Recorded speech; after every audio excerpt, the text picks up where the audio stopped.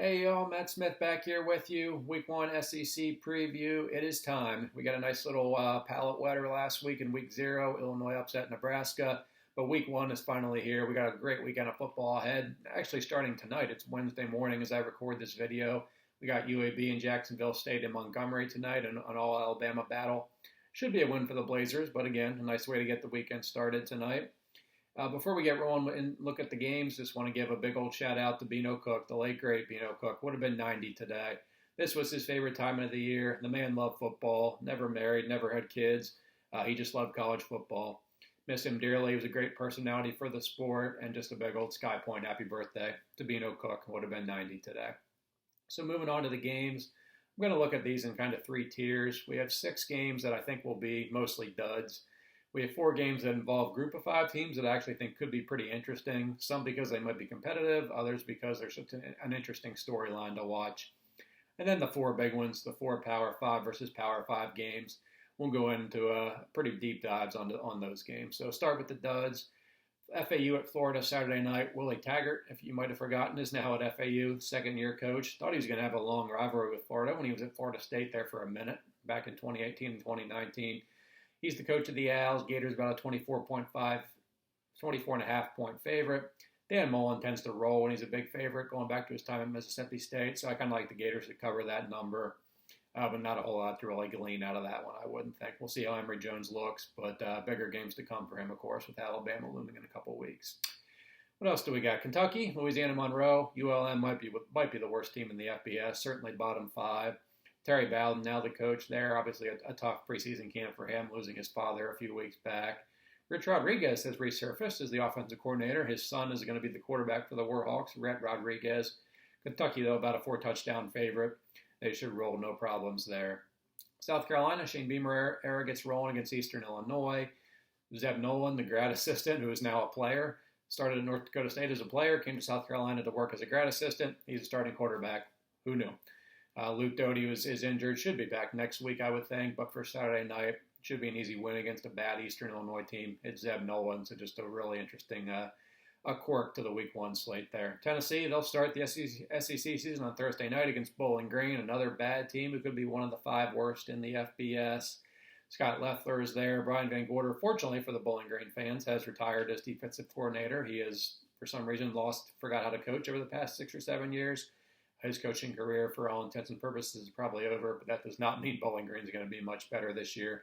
They went winless in the short MAC season last year, but Tennessee should roll pretty comfortably, about a 4.5 to 5 touchdown favorite for the Vols. Vanderbilt, Clark Lee starts his Vanderbilt tenure against East Tennessee State. That's actually the last team Vanderbilt beat back in November of 2019. East Tennessee, based in Johnson City, about a 4-hour trip to Nashville. Probably an ugly game, but Vanderbilt should roll pretty comfortably there. In the West, only one game I'm really totally checked out on is Akron and Auburn. Akron's just slightly better than Bowling Green in the MAC. I think that was their only win last year against the Falcons. Auburn about 37, 38-point favorite in Brian Harson's first game. They'll roll. So the first-year head coach is scheduling smart. They'll get easy wins, and all will be well for 7 days at least in their first go-rounds in the SEC. Moving on to the group of 5 games that kind of interest me. Rice and Arkansas, kind of an early to mid-afternoon unique time slot kick on Saturday, 2 o'clock Eastern, 1 o'clock Central in Fayetteville. Rice was bad for a couple years, but they kind of turned the corner last year. Got a big win at Marshall, who was ranked number 15 last year. Mike Bloomgren's, I believe, in his 3rd or 4th year now after coming over from Stanford. Luke McCaffrey, they haven't named a starter. They might play 2, but Luke McCaffrey, who played at Nebraska last year, is in the running, probably will at least play part of the time for the Owls against Arkansas in an old Southwest Conference rivalry. Hogs about a 20-point favorite. That number feels about right. No strong gambling lean there. But an interesting game just because of the history and because they have a quarterback who's played Power 5 football. Central Michigan and Missouri. Jim McElwain, now the head coach at Central Michigan. He was actually fired about 6 days before Florida was supposed to play at Missouri back in 2017. 4 years later, he opens the season with the Chippewas down in Columbia. Central Michigan, a pretty good MAC team, won the division a couple years back. Above average, he's above 500 in his time in Mount Pleasant. So an interesting game there. Tigers about a 2-touchdown favorite. I think they'll win by, I'm pretty bullish on Missouri, so I'll lay the points there. But with McElwain against an SEC team, I think it's an interesting matchup. What else do we got there? Mississippi State, Louisiana Tech. Louisiana Tech, one of the more consistent group of 5 teams. They've had a winning season now for 6 or 7 straight years. Quarterback situation is still up in the air. It looks like it's going to be Austin Kendall. Started at Oklahoma, transferred to West Virginia, transferred again to La Tech. So it looks like he'll be going into Starkville to face Mississippi State, who had that great debut last year. Obviously petered out pretty quickly after that. But we'll see if the Bulldogs can match what they did in Week 1 last year when they beat LSU down in Baton Rouge. And finally, Texas A&M, 4-touchdown favorite against Kent State, but Kent State's my pick to win the MAC.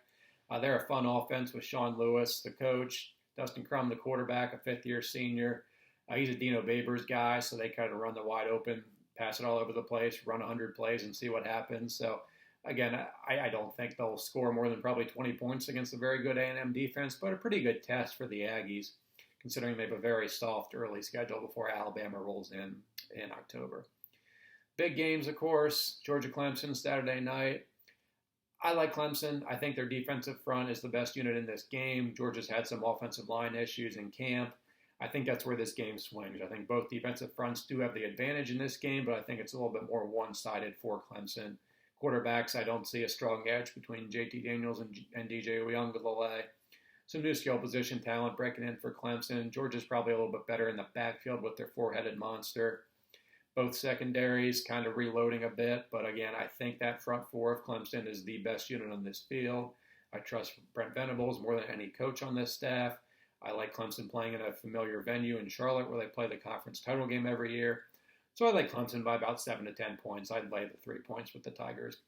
And again, Georgia's fine. I'm picking them to win the SEC. They'll regroup, but I think this is a bad matchup. I like the Tigers to win. LSU UCLA, that gets started about an hour after Georgia-Clemson on Saturday night. We saw UCLA last weekend play pretty well against Hawaii.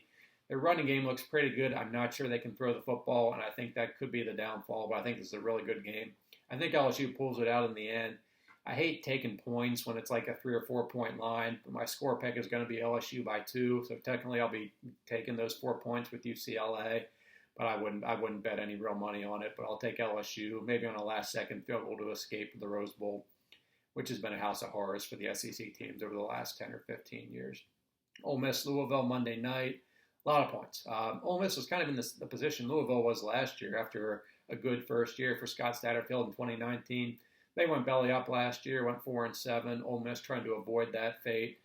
I think they score a lot. Malik Cunningham's an interesting quarterback for Louisville, but I think he's too inconsistent, won't make too many mistakes, and I don't think he can keep up with Matt Corral and that Ole Miss offense. So over under 75, Ole Miss about a 10-point favorite now. I'll go Ole Miss in the over. I think this does get into a shootout, and Ole Miss just outlasts them 49-31, something like that, I would think. Earlier in the day, kind of skipped over that one, Alabama and Miami. Should be a big game, but just because Alabama being a 19, 20-point favorite, we know what Alabama does in these neutral site season openers, and I don't really see much different on Saturday. I do think Alabama's offense may be a little clunky to start the season, but I think this defense will handle Derek King with ease. I like the under in this game. The line's about 18-19. That sounds about right. No strong lean there. 34-14 maybe. I think this Alabama defense is going to be great, probably holding teams to 10, 11 points a game this year, I would think. They're just going to dominate some bad offenses. And Miami's not a bad offense by any stretch, but with King coming off the ACL, Week 1 tends to have some offenses struggling early. I like the under as the best bet in this game and for Alabama to win by about 17-21. That line's pretty good, around 19 there. So those are the 14 SEC games. Other games to watch, the Big Ten loaded slate. Thursday night, Ohio State, Minnesota. I like the Gophers actually to pull this one off. I think we're due for a big upset. I keep going back to how well Minnesota played when they had that undefeated game against Penn State back in November of 2019. Embraced the moment. That wasn't a great Penn State team, but it was a top 5 undefeated team. And they handled the moment well. About 19-20 starters back for the Gophers, experienced quarterback in Tanner Morgan. C.J. Stroud making his first start under center for the Buckeyes. Should be a rocking crowd up in Minneapolis. And I like the Gophers to pull this one off. That's my big upset pick in Week 1. 2 other really good Big Ten games Saturday. Penn State, Wisconsin, the big noon Fox game. Indiana, Iowa at 3:30 on BTN. 2 really fun conference games there to get rolling. Some other national games to note Sunday night, Notre Dame, Florida State. Thursday night, Boise State, UCF is also pretty interesting. What else we got here on my sheet? Oh, Louisiana and Texas, of course. Billy Napier, can the Raging Cajuns win up to Iowa State last year in the opener? beat the Cyclones, who ended up winning the Big 12 regular season title. Can they go to Austin and win? I'm intrigued by that. I think the Longhorns pull it out.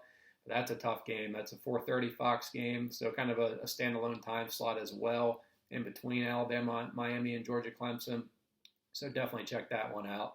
Some other off-the-radar games. Late night, Pac-12 after dark, Nevada and Cal. Cal's a 3-point favorite. Nevada's an off-the-radar group of 5 New Year's 6 contender. They're not getting a lot of love because we're also in love with Cincinnati, and they're going to clearly be the group of 5 team in the New Year's 6. Not so fast. Keep an eye on Nevada. They're really good. Carson Strong could be a first-round draft pick next year at quarterback. Jay Norvell's doing a really nice job there. Oh, what else do we got off the radar? Stanford, Kansas State. You want a game that's going to be over in about 2.5 hours Saturday. Noon kick, 11 a.m. Central. A lot of man ball. Skylar Thompson back for the Wildcats after getting hurt last year. We know what Stanford likes to do. Pretty good Pac-12, Big 12 matchup there. Oh, what else did I jot down here? Friday night, a good doubleheader.